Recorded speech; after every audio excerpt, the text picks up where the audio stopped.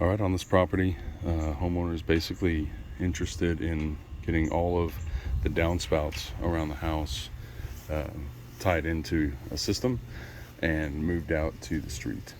So we have 3 downspouts on this side of the home. We're going to tie them in to a main trunk and come under the fence here.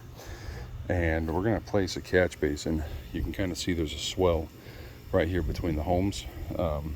And it collects some water, and whenever it does rain, it gets really swampy here. So, but this area does get a lot of sunlight, so it dries out pretty naturally. But we want to address some of the surface water as well whenever we're extending these downspouts. So we're going to tie in these 3 downspouts on this side of the house. There's going to be a catch basin somewhere here, right here in this low area, kind of lined up with this downspout as well. And then we're going to run this system out towards the street. Once we get the system out here, there is irrigation here. Here's our irrigation box, water meters.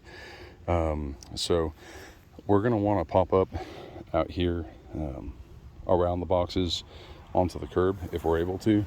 And something else you'll notice on this side of the house is we've got gas and electric on this side, and there's also telecom wiring, so we're not going to be able to use the trencher over here.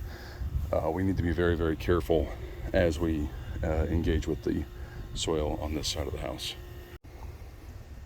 Now, the homeowner had expressed interest in one of the French drain man filter boxes on this downspout. You can see it comes down onto the concrete padding, and so I had expressed some of the complications with exposed corrugation, or at least the aesthetic of it.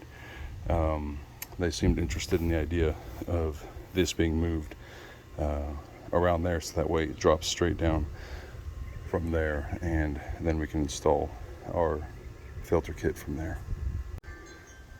The other 2 downspouts are on this side of the house. One's at the front and one's right here, and there's a pretty steep slope you can see by the fence line. We're basically just going to draw this line out, and we're going to end at a pop-up right here at the fence.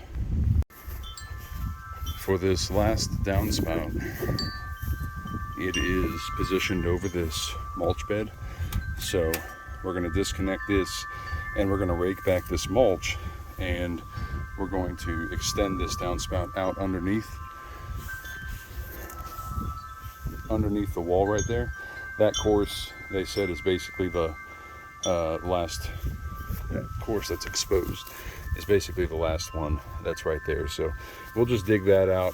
We'll extend the downspout up underneath here, and it'll pop up right there at the swell in just a pop-up emitter.